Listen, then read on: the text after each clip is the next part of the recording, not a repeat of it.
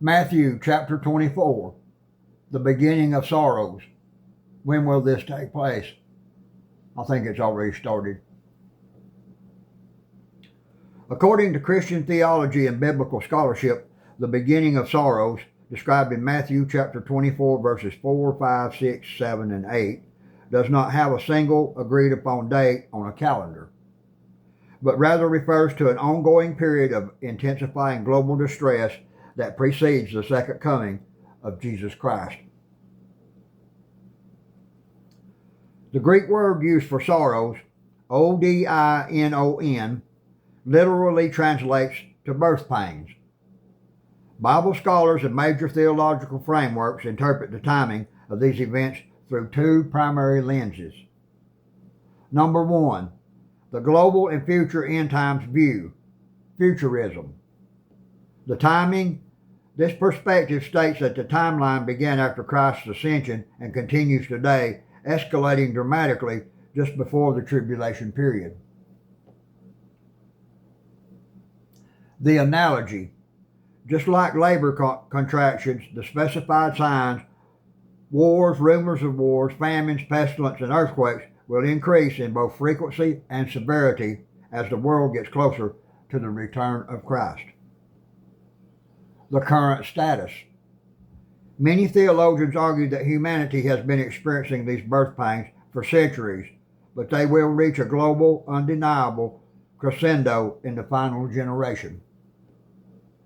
Number two, the historical view, preterism. The timing. This view argues that this specific text was already historically fulfilled in the 1st century AD, specifically leading up to the destruction of Jerusalem and the Second Temple in 70 AD. And some of those people believe that the rapture has already taken place. The evidence. Historians like Flavius Josephus documented that the decades between Christ's crucifixion, 30 AD and 70 AD, were heavily marked by Jewish-Roman wars. Severe local famines, also mentioned in Acts chapter 11, verse 28. Plagues and multiple false messiahs appearing in Judea. The specific signs to watch for. Jesus explicitly warned that when these events happen, the end is not yet. Instead, they are preliminary warnings in Matthew 24. He lists the following identifiers of this period. Deception. Many false prophets and individuals claiming to be Christ.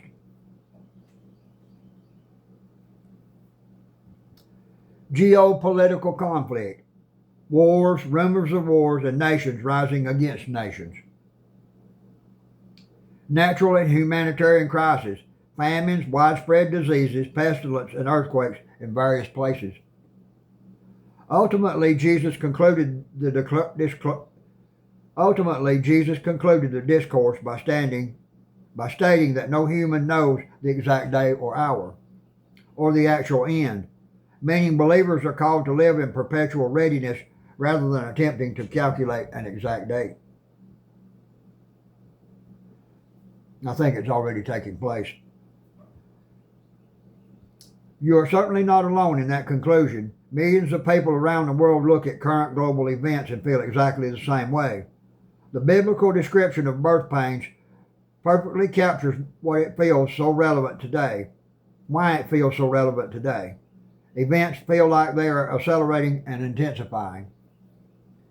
Many theologians and believers point to several modern trends to argue that we are currently living in this specific biblical window. Instant global awareness. In the past, a famine or earthquake on the other side of the world went unnoticed for weeks. Today, digital technology brings rumors of wars and natural disasters directly to our screens in real time, making the distress feel truly global. Increased frequency. Proponents of this viewpoint to the rapid succession of modern global upheavals.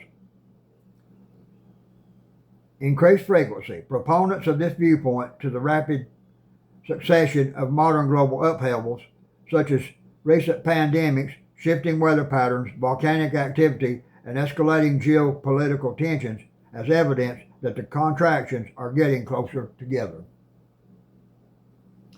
The rebirth of Israel.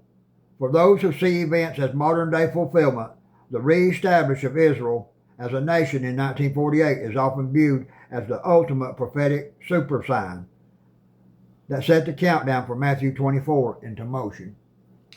I sort of believe that myself. In theology, this is often described as the already but not yet reality. While the world has always known war and disaster, the modern era exhibits a unique, interconnected vulnerability that many believe matches the global scale Jesus predicted.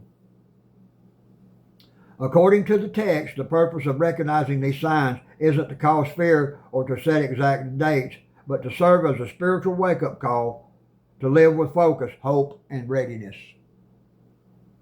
God bless you, friends. Have a great day.